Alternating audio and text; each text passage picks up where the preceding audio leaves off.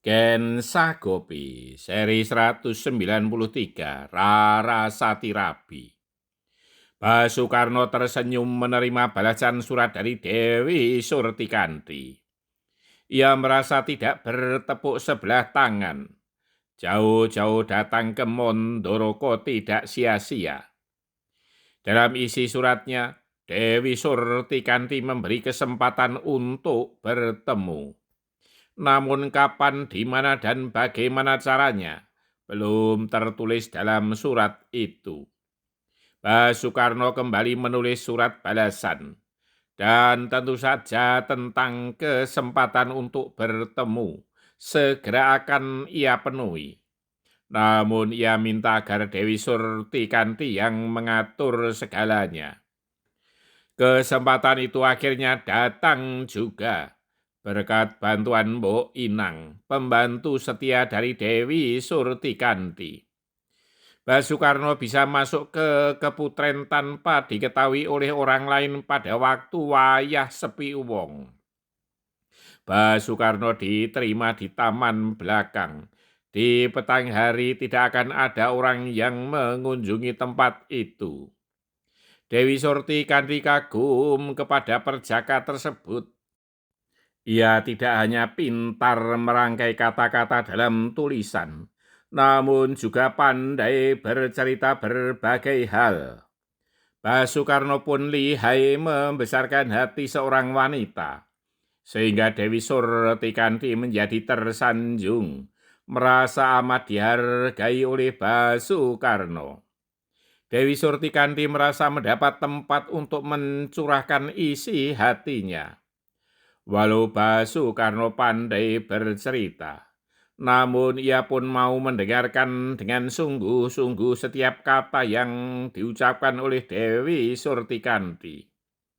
Baru kali ini Dewi Surtikanti merasakan ada orang yang mau mendengarkan kata-katanya dengan sabar, sungguh-sungguh dan penuh pengertian.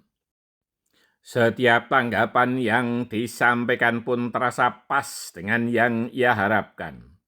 Menjelang larut malam barulah Dewi Surtikanti mempersilahkan tamunya untuk meninggalkan taman.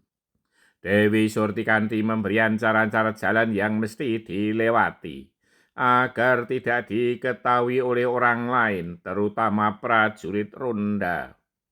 Bagi Basukarno, bukan perkara sulit untuk pergi tanpa diketahui oleh siapapun. Basukarno justru minta izin untuk melompat pagar tembok yang tinggi itu dan menyusur di kegelapan malam.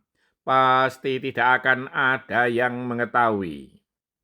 Dewi Surtikanti ingin tahu apakah Basukarno mampu meloncati dinding pagar yang tinggi itu. Kemudian ia mempersilahkannya. Basukarno tersenyum bangga. Ia ingin menunjukkan bahwa ia mempunyai ilmu kesaktian yang bisa dibanggakan. Sebelum melangkah ia berbisik, "Besok petang, aku akan datang lagi dengan cara ini." Basukarno kemudian meloncat dengan ringannya ke atas dinding pagar yang tinggi itu. Dewi Surtikanti menjadi semakin kagum kepada Basukarno. Dari atas dinding pagar, Basukarno melambaikan tangannya sambil tersenyum. Sejenak kemudian ia telah lenyap di balik tembok pagar. Sementara itu di Hastinapura, Patih Sengkuni bisa merasakan kegelisahan Raden Duryudono, putra mahkota yang belum mempunyai calon pendamping. Ia kemudian menyarankan agar calon pendamping Raden Duryudono adalah seorang putri dari raja yang besar. Tujuannya adalah agar nantinya memperkuat kedudukan Raden Duryudono jika telah menjadi raja.